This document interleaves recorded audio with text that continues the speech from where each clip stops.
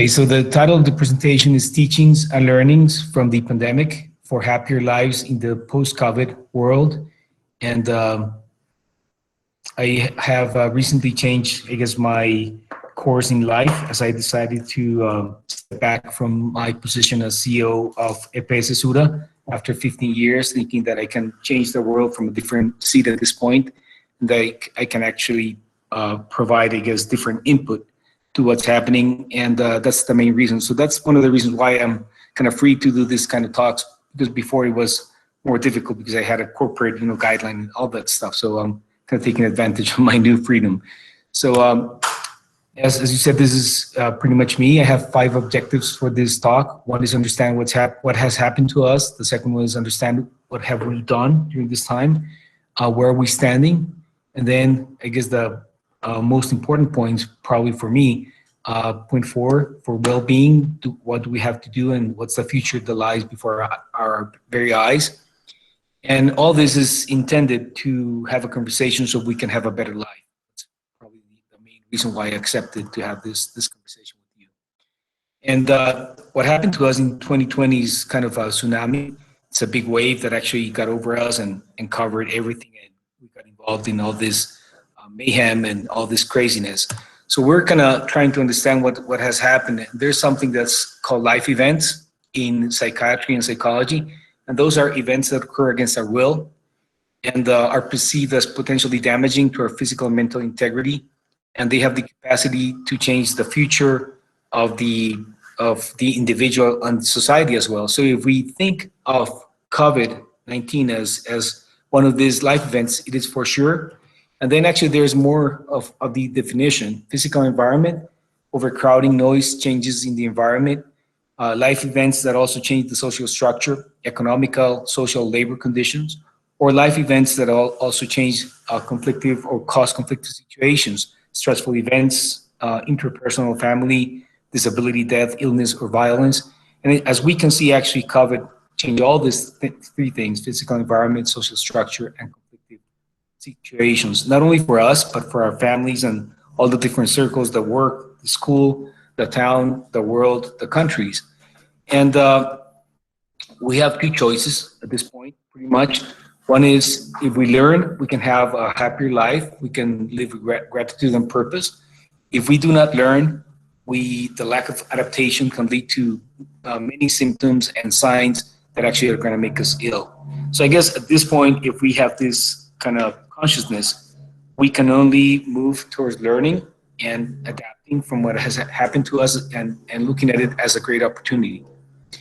And this is a very interesting quote from Albert Camus,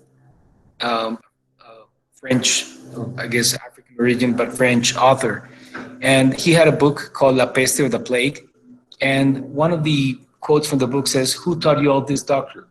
And that reply came promptly: suffering. And we all have suffered. There's no doubt this has been very hard for all of us. This has been hard for the world. But I'm going to try to give you a little bit of perspective where we are and how hard has it been and how worse or how bad it could have been after all this time.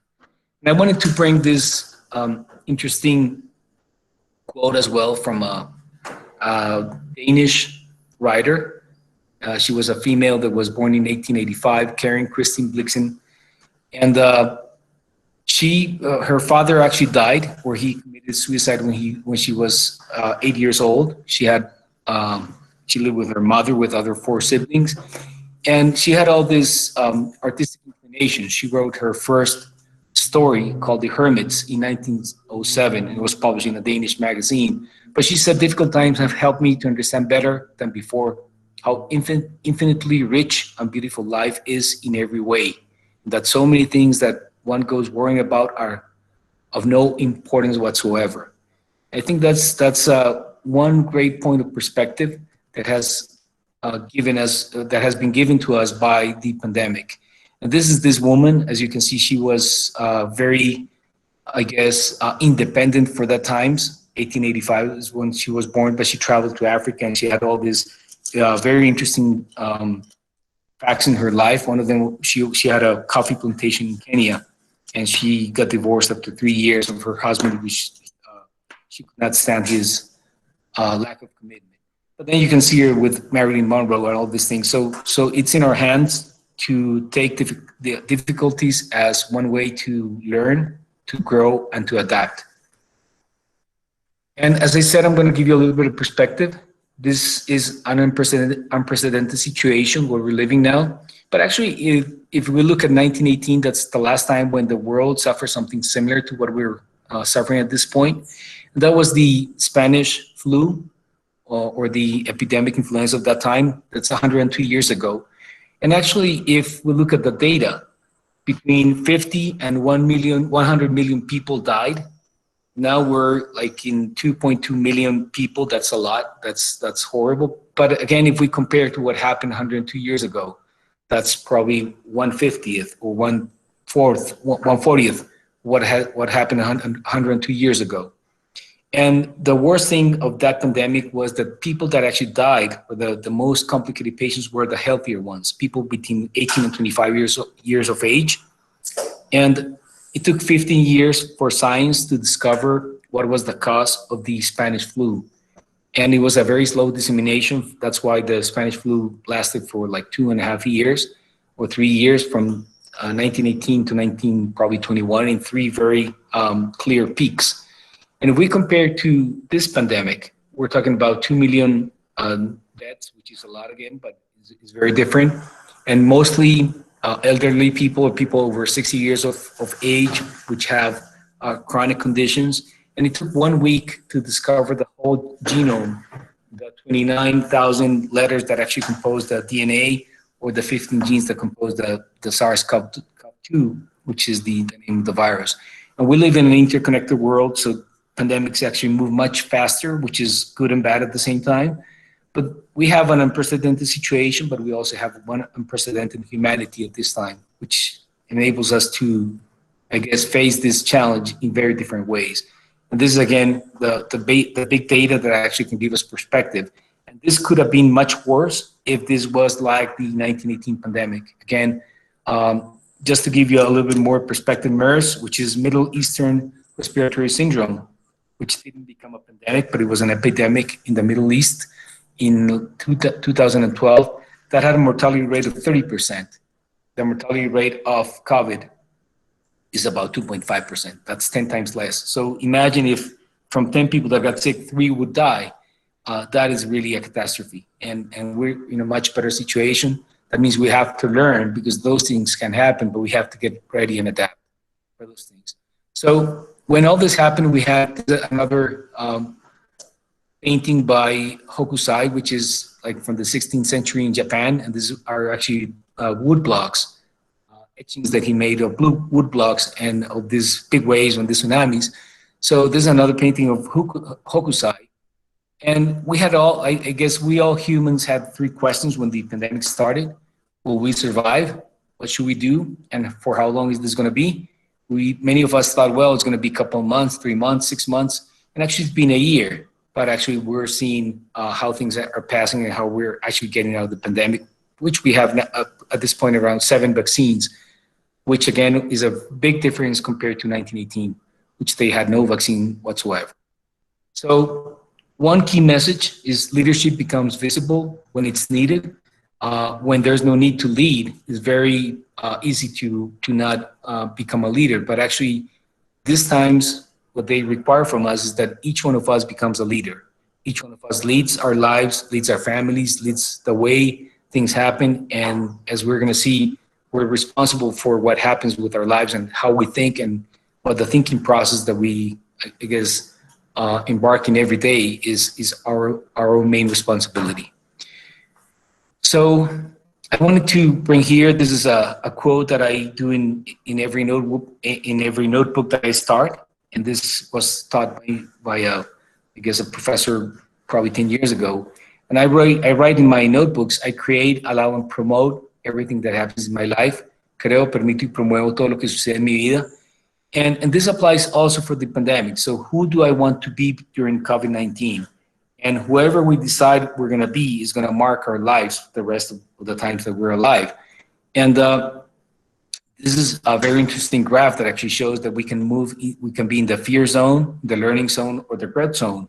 And that is our choice. We choose where we want to stand. And if we go to the fear zone, we grab food, toilet paper, medications, and things that I don't need. We spread emotions related to fear and anger. We complain frequently. I forward messages that I receive without checking if they're true or not, and I get mad easily. If we're in the learning zone, I start to give up what I can't control. I stop compulsively consuming what hurts me, from food to news, again, the fake news and all these things. I identify my emotions. I become aware of the situation. I think how to act. I evaluate information before spreading something false. And I recognize that we are all trying to do our best. And then in the growth zone, and as you can see, there's a big difference from the fear to the growth zone. I think of the others and see how to help them. So I become not only entrenching myself, but actually look to other people and see how can I be of help to them. I make my talents available to those who need them. I live in the present and focus on the future. I am empathetic with myself and with others. I thank and appreciate others. I keep a happy emotional state and spread hope. I look for a way to adapt to new changes, and I practice quietude, patience, relationships, and creativity. And this is the same graph. I just thought it was a pretty graphic. Just wanted to bring it to you so you can see it. And I forgot to say, but I'll send you this presentation so you can have in case it is of any use to you as well. And this applies also not only for people, but for businesses. How do I want to show up in my business during COVID-19? Do I want to hide? Do I want to survive? Or do I want to thrive? Mainly looking at all the opportunities that are going to come up. And actually, if you look at what happened through the different crises in the world, economic crisis or health crisis, or whatever, each crisis is a whole, I guess, sea of opportunities, new opportunities that arise and new ways of looking at life. So I'm sure this has been very hard, but I'm sure the opportunities that actually come after COVID-19 are going to be incredible. And there's a very interesting movement that I recommend to every one of you to take a look at that. And actually, there's a book called Conscious Capitalism by Raj Sisodia and the founder of Whole Foods. And this is a quote from this book: "Those of us who are alive today can choose to lead lives that are more meaningful than ever before in humanity." And conscious capitalism actually talks about the role of companies today in the world to make sure there is like sustainable and harmonic development that actually helps, first of all, employees and their families, and actually provide and spread wealth and well-being to the community and society. So it's a movement, but it's also a book. And there's a second book that's called Healing Organizations. It's also incredible and talks about the role of organizations to heal, again, employees first, their families, and society as well. And think about the choice that you're going to be making very soon. And I think my daughter's here as well, and she's thinking about going into medicine and many careers. But actually, I think now society is in a conscious state that actually people think, how can I transform society with my work? And that's one main question that you have to think about. And that's one of the reasons why I decided to make this change that I mentioned at the beginning, to switch my role in society, to leave my job as CEO and explore other opportunities where I can transform the lives of probably millions of people as well. And this is from the same graph, but actually has another layer, which is the action zone, and connecting to conscious capitalism and all these things that I just mentioned before. Talks about break up the monopolies and protect the mountains, the forests, and the oceans, empower women, support farmers, feed the poor, teach the children, take care of the sick. Many things that actually go beyond just taking care of myself and my close circle. Teach everyone to stretch, breathe, dance, play music, and sing. Disrupt capitalism, which is, again, what I said before about the conscious capitalism. So the way in which we respond to COVID-19 will define who we are and who we'll be for the coming years. And that is for people, for families, for companies, for cities, for countries, for societies as well. And this is going to pass. And what's important is that when it passes, we have no remorse that we didn't do everything that was required from us, and that we didn't help as much as we could. And we can actually move between a higher purpose or fear. And again, I guess the choice is very clear that we want to move towards a higher purpose. Excuse me. Second, to understand what have we done so far, where we are standing. And this is a picture from 1562 by Peter Bruegel the Old, and it's called The Triumph of Death. And it's, if you remember the Black Plague, which is truly catastrophic compared to this, thinking about 1/3 of the population would die of plague. And this is again a horrible painting that actually showed how how life was in those years. And remember, a plague could actually last years, and actually decades, because it would move very slow. And if you remember, the Black Plague was actually, it wasn't known at the time, but by the flea that was in the rats, and actually it would move from town to town with the sick people. And we all face these things. What to do? And again, as a healthcare provider, these were the choices that we were facing in March last year, saying, well, what should we do? There's so many paths, and how do we protect people? How do we protect ourselves? And we had to make a lot of choices that actually have proven to have helped, I guess, save thousands of lives. And we live in extraordinary times. This is from a book called The Patient Will See You Now, which is talking about how the power equation is shifting from doctors to patients with the new technologies.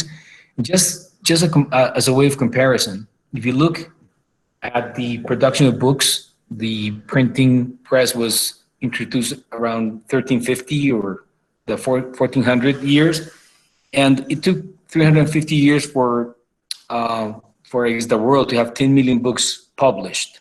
So 350 years for 10 million books. Actually, the smartphones, in 8 years, we had 1,250 million smartphones over a period of only 8 years. And if you think about a smartphone, it is actually a tool that will provide you, and as you all know, all the information that you need. And I was reading a book yesterday that actually said that a smartphone now is more powerful than the computer was used to bring man to the moon. So we're living extraordinary times that actually provides or makes us have an extraordinary responsibility as well. With all this power that we have, how are we going to change the world for the good? And again, this is to show change. Change is exponential. The advance of humanity in the first 20,000 years is comparable to the last 100 years. And I was actually reading a textbook about medieval times, because I'm doing a master's degree on humanities. And the medieval times actually were 1,000 years, and we see it as just one age. But actually think about what's going to happen in this 100 years, from 2,000 to 3,000 years in I guess the modern era. And it's just impossible to imagine how much change, because see the speed of change is just dramatic, how it is actually very steep at this point. And one of the reasons why it is hard to understand is because technological change is very fast, but is much faster than social change or economical change or political change. And it's taken us some time to adapt, and this is why so many things are happening exponentially. But that's the big challenge that we have at this point, and those challenges actually become opportunities as well. And this is from the Jetsons. Because you're too young to know the Jetsons. This is when I was growing up, and it was a cartoon that I used to love. But actually, they look so far away. And what actually COVID has brought is all these things have become a reality. All these things are happening now. We're all working from home. We're all doing exercise online with the rows, which my daughter does as well, and I do it once in a while. But we all read the newspapers from the iPads and all those things. And this is actually a very interesting article from Deloitte from around May of last year. And they say, are consumers already living the future of health? Saying that actually this pandemic triggered and accelerated in a very rapid manner changes that are actually we're going to take decades. And that is, for example, telemedicine is now a reality, and actually is not going to replace the real, I guess, face-to-face interactions in every case. It's going to be good for some things, but it's not going to be suitable for all things. And we're seeing it now that actually many customers are saying, well, I still want to go see my doctor. I want to be examined by the doctor, touched by the doctor. So it's not going to replace everything, but it's going to have a very interesting role. And that's one of the other opportunities to actually figure out how society is going to move from now on into what have we learned without stepping back to where we were in 2019, but actually without staying as we are now, but actually finding a middle ground. This is data from yesterday. This is 107 million cases in the world, 2.3 million deaths. In Colombia, we have a lot of cases as well, which actually provides us with information. If for every case, there is probably 10 or 20 people that actually have been in contact with the virus, then we would think there's 20 or 40 million people in Colombia that have been in contact with the virus. That's one of the reasons why we know for sure that actually the pandemic is going to pass eventually, sooner than later. And actually, again, the vaccine is coming, as we know. And again, we have reasons to live a happier life, to learn, and to actually make sure that all this suffering is worth it. That we're actually using the suffering to be a better society, to be better people, to be better companies, and to learn to have a better future because of all the pain that actually has been caused by the pandemic. And again, being grateful is one of the sources of happiness in life. And I think this is a very pretty cover of Time magazine. And we all have to be grateful for people that are actually on the front line doing all this work, saving lives. And I cannot stop thinking about how much I like The Little Prince. It is only with the heart that I can see rightly. What is essential is invisible to the eye, meaning that actually the heart is the real source of wisdom and knowledge, and you can see with the heart more than you can see with the eyes. And then these are data from yesterday from the INS in Colombia. This talks about 96% of the cases are mild or asymptomatic, and 1% is moderate.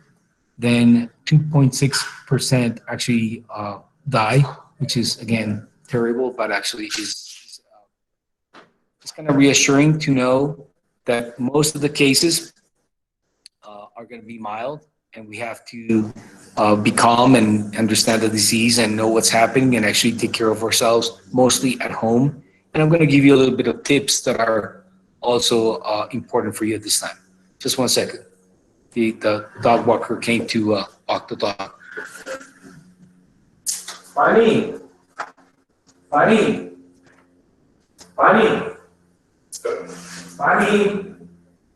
Ayúdame con eso, si digo, venite, porfa.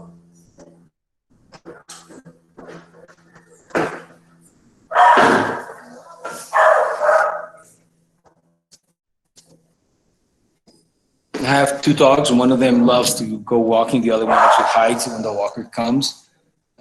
It's a fat, small beagle that actually gets very mad when the walker comes.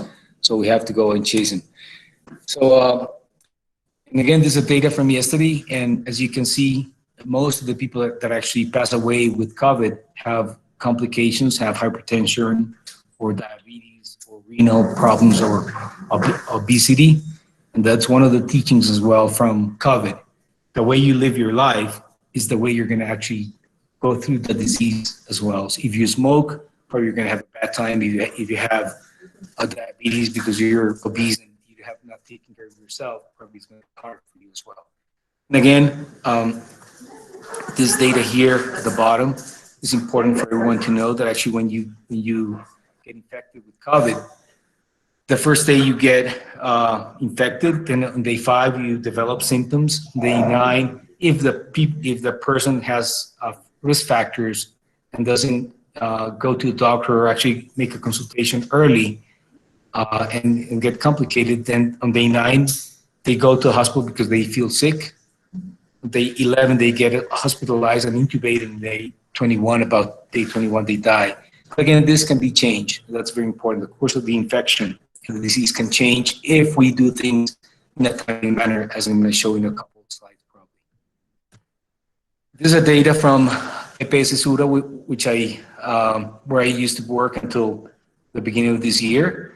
And one main thing is the mortality rate is at the bottom, 0.8% compared to 3% in Colombia. That is about 1/4. And there's a good reason why that happens. And then if you compare it to the other EPSs, there's a good reason. That's one of the main, I guess, takeaways from the stock. And all this started with articles from the New York Times. One was by Richard Levitan, and he said the infection that silently is killing coronavirus patients. Then a month later, this other article came what doctors on the front lines wish they have known a month ago. We treated older coronavirus patients. Here's how to save more of them. And actually what they realized is that actually patients were coming to the ER walking. They would measure the oxygen saturation with a thing that you can actually purchase in a pharmacy. And they would be surprised by finding the saturation was 65%, which the normal is above 93. So very, very low oxygen saturation in the blood. But actually the patient was not feeling short of breath or shortness of breath. And to their surprise, actually they would bring the patient in, they would intubate him early on, and actually the patient would go in a downward spiral. They would pass away in a few days. So those measures were ineffective, which they were effective for other respiratory diseases. So actually they looked and they saw that actually with three very basic measures, which I have here, they would actually combat this silent hypoxemia. And that one of them was, actually I would start with number 2, practice mindful breathing, which I'm going to explain in a minute. Then measure oxygen saturation, and then supine position meaning that actually the patient has to be laying down, facing down or sideways, but not facing up. And actually respiratory exercise, very simple respiratory exercises made a big difference. And they will see that with these 3 measures, saturation, actually with 2 measures, practice mindful breathing and changing the position of the patient, the saturation in the blood, the oxygen saturation in the blood would move from 65 to 95% with those simple measures. And practice mindful breathing is very simple. Family should do it with the patient so the patient feels families with them, and it's very important that the family support. And actually with COVID, we have seen that actually when the patient is part of the recovery process, the outcomes are very different from when the patient is left alone, say in an ICU. And actually that's why most of the patients can come out of the disease process in their home with these measures that I'm going to explain. And the practice mindful breathing is every 2 hours, you sit down, you breathe, you take the oxygen or the air in 4 seconds. You hold it for 4 seconds, and you let it go 8 seconds, double of the time. So again, 4 seconds, hold 4 seconds and let go in 8 seconds. And you do that 5 times every couple of hours while the patient is awake. And you repeat that, on and on. And actually that changes the oxygen saturation. And what's known as well is if the body's more oxygenated, the virus does not replicate as fast as if it is not. And then you measure oxygen saturation with the little machine. And if it's below 93, you do those 2 things. You breathe mindfully, you change your position. And if it keeps below 93%, then actually they should send you supplemental oxygen to your home. And most patients actually would recover with that. If you remember, the critical days are from day 8 to day 12.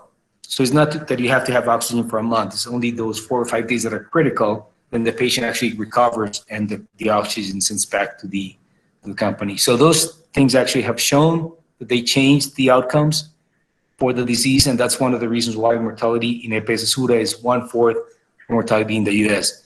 We showed this data to the government, and actually the Minister of Health, they made it a national, I think the word decree, Decreto Nacional, that every EPS should actually have these measures in place for all patients with COVID. These are things that actually are done, and one of them is actually to make sure that the patient is awake as part of the recovery process. And actually, again, in Medellin, we were able to discover a different way to treat patients without going to the ICU and with these masks and these CPAPs that people use for sleep apnea. And that actually the patient would be conscious and be part of the recovery process without having to be intubated and put to sleep. And this is one example, like how this patient was recovering in this unit. And actually family would go and visit as a surprise. And since they're all going up, they wouldn't recognize them, but actually these things actually make a big difference. If people actually feel the families with them, they're close, the recovery is much better, much faster. This, I didn't want to translate this slide, just wanted to leave it as it is. And the ideal picture is not to get infected. If I'm getting infected, to be the last cases.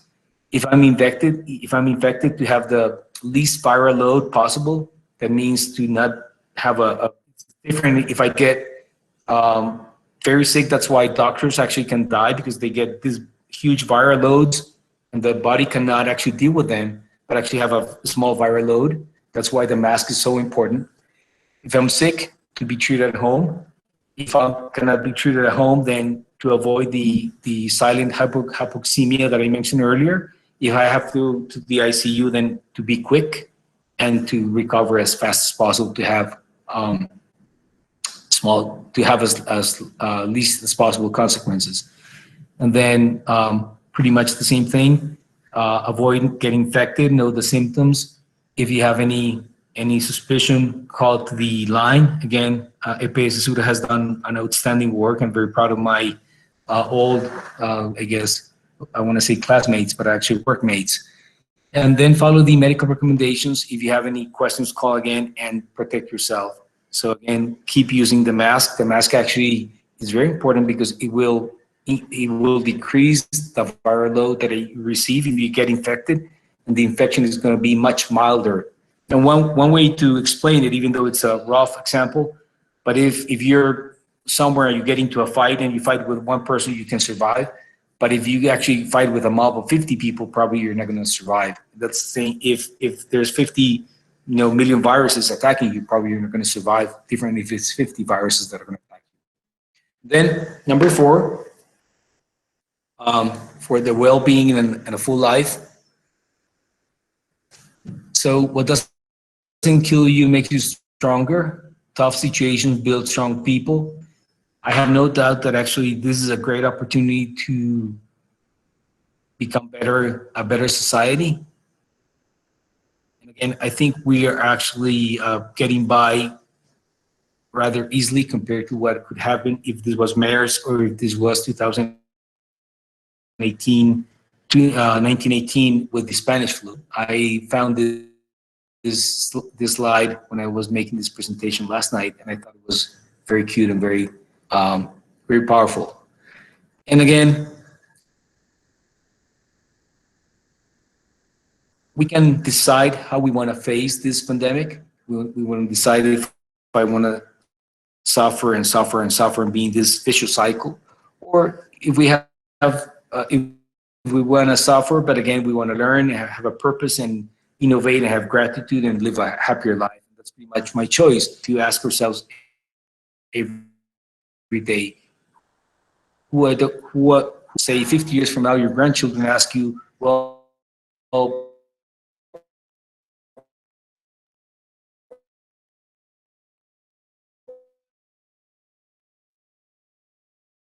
tell me about the 2020 pandemic. How was it? And then you want to be proud of what you did and how you supported your family and your friends and how you were a positive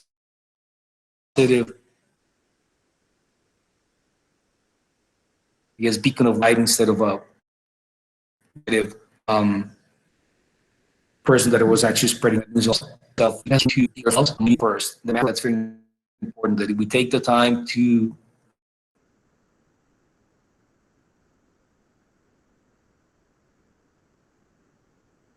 take care of ourselves.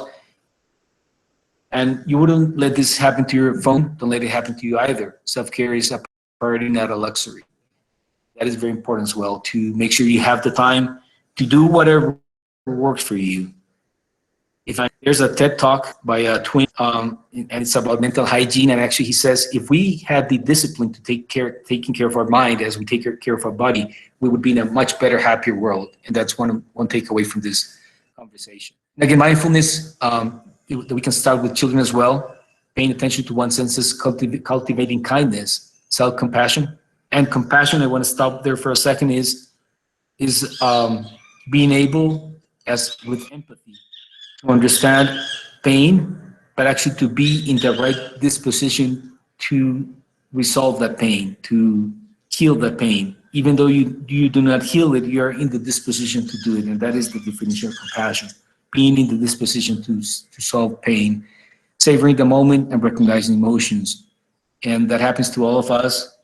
My kids know that actually we as adults have tantrums as well. We have our bad times, but being able to recognize them and actually to acknowledge them and to be humble about them is also very important.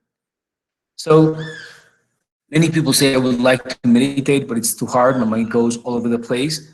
So one other takeaway I wanted to bring to you that's gonna, I hope is gonna be helpful. I learned this from a couple Indian masters maybe 4 or 5 years ago, actually 2018, and it's called Soul Sync, and it's a way to hack your mind to go into meditation without trying to meditate. And it's very simple, and I'm going to show it to you in a quick manner as well. And it's all based on breathing, the way you breathe and respiration. So the first step is 8 cycles of conscious breathing. And then these yogis actually do this thing with the fingers, and actually they're counting. So 1, 2, 3, 4, 5, 6, 7, 8. The air coming in and the air coming out.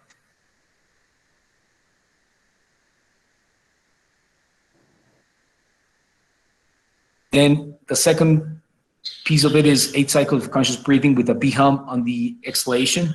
So that actually your head kind of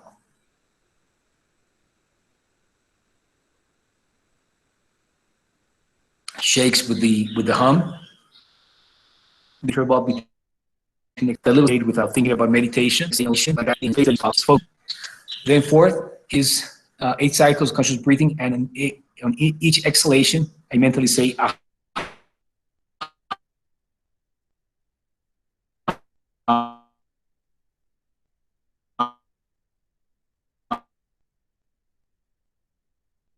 Which is in Sanskrit, I have no limits, or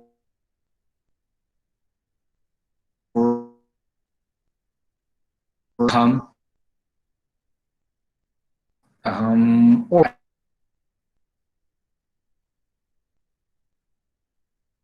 6 or 8 cycles. We imagine we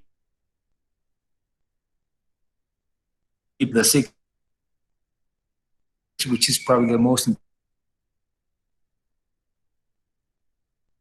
You visualize it as if it was already a reality, and doesn't have to be a past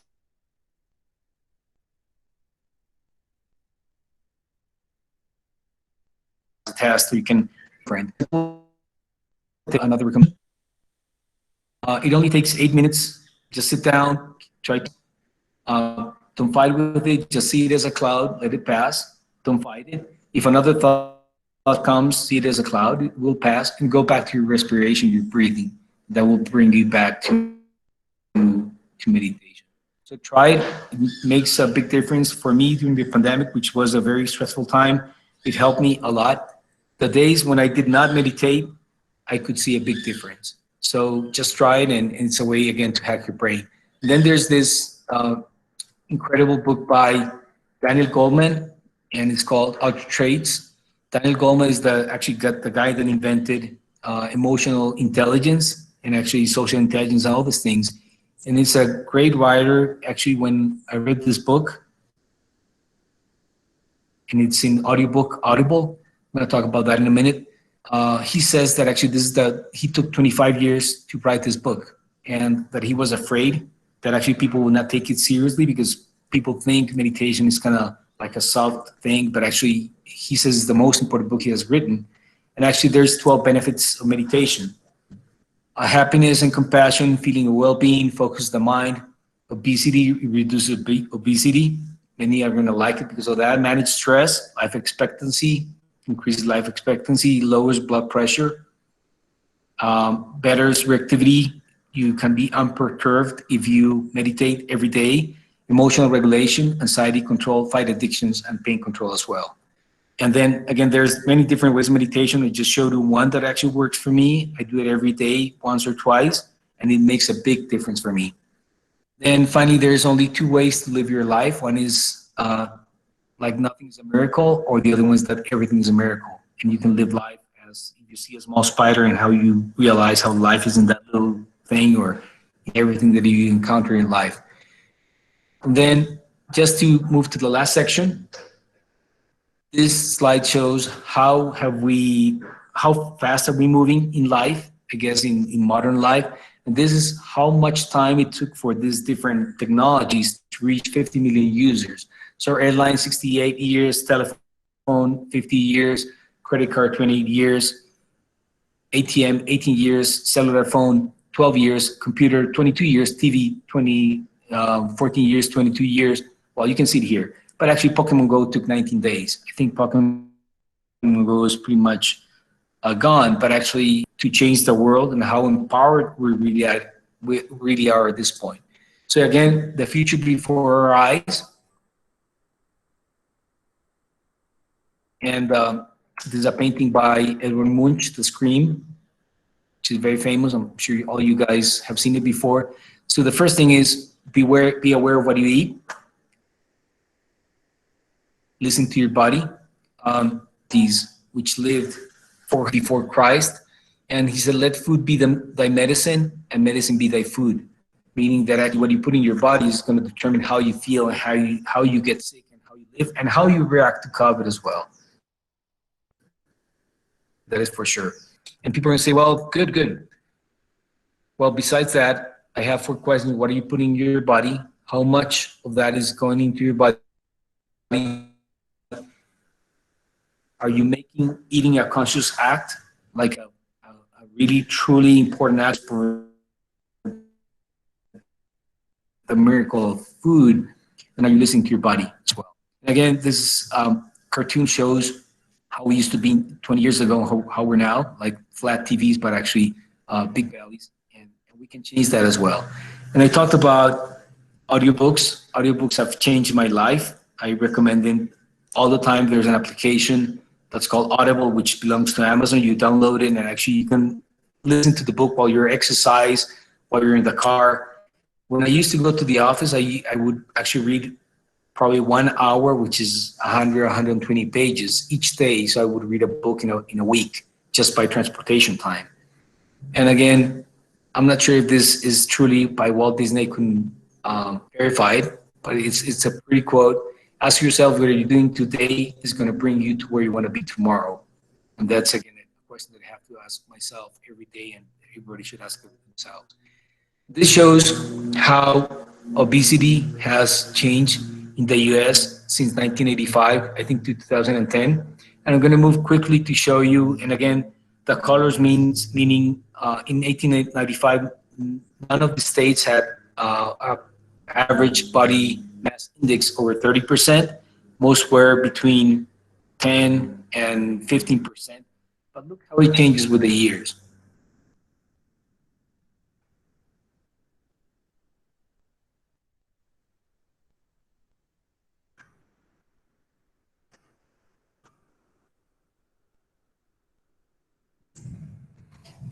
I don't have the data from the last 10 years, but probably it's worse. I cannot imagine it's getting better. But again, it's our own responsibility. And if we make it a conscious act, then we can actually have better lives.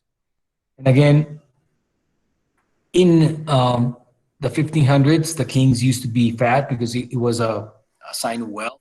Because it was very hard to find the means to get the calories needed to be fat. Say that word that way, but actually today with 2,000 pesos you can find lots of sugar and lots of bread and lots of carbohydrates, processed foods that actually are going to make you fat and actually are going to make you unhealthy. And today actually the slim people are the people that are wealthier because they have the time, the knowledge, and the means to eat well. But it's mostly a decision. It's how I decide to live my life, to feed myself, to feed my family, and to face every day as part of my challenges. And then one simple question, is it ethical to eat more than you need? and it's important to listen to your body and actually to be in tone with what's happening around you. Also wanted to, at this final stage of the future, wanted to bring this slide, which is also from Conscious Capitalism. And it is shown that actually the world has moved through these masculine values traditionally, but actually we need to move to more feminine and actually balanced values. And if you see domination, aggression, compassion, empathy, ambition, competition, inclusion, and love, win, assertiveness, win-win cooperation, focus on results, openness and creativity, order, discipline, relationships and trust, structure, discernment, vulnerability, and force on cruelty, harmony, and care. Then we can make happiness a habit if we feed it with purpose and gratitude every day. And it's a decision, again, how we want to live and what thoughts we want to put in our minds. If you think about it, the Buddhists say that actually the thoughts are the seeds that you plant in the garden of your mind. And we have to ask ourselves, what are the seeds that I'm planting in the garden of my mind every day? And then I found this last night as well, a way to cultivate happiness, to make it a habit. And that is, again, how do you feed your life with thoughts, with friends, with relationships, with food, with habits?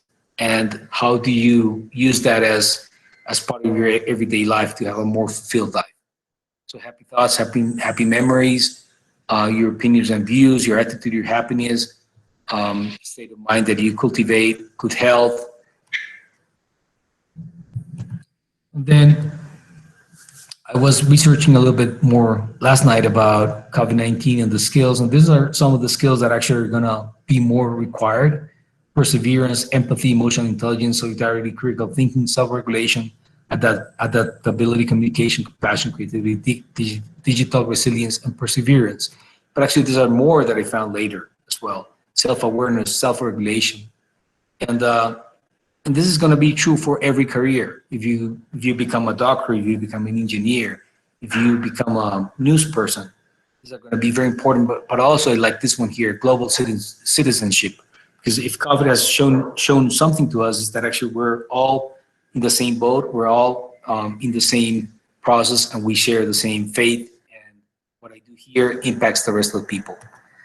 And then how we're facing the challenges again, students and probably you at La Enseñanza know a lot about these things, how you're facing all these challenges. And this is, as I said, something that I use with every notebook that I have to start again and to set my mind. Creo, permito y promuevo todo lo que sucede en mi vida. This was me, I guess, in 2009, 2019. And actually, it's a matter of choice, how you choose to live your life. And then I found this last night: a great change in life is like a cold bath in winter. We'll hesitate at the first plunge. Change is important, and COVID has forced us to change and has given us the opportunity to look at life differently. So in times of change, hope is a responsibility, or en tiempos de crisis, la esperanza es una responsabilidad. And life was meant to be lived, and curiosity must be kept alive. That's Eleanor Roosevelt. And I finished with this painting by Gustav Klimt, Death and Life, which I think is one of the prettiest paintings that I have seen in my life. And I thank you all for your attention. No, we thank you very much for your time, for being with us today. And it's very interesting, everything that you've said. And you've given us plenty of things to think about and questions to answer to ourselves and as a community as well. So we really appreciate again the opportunity of being with you today, and thank you so much. Thank you very much. Have a great day.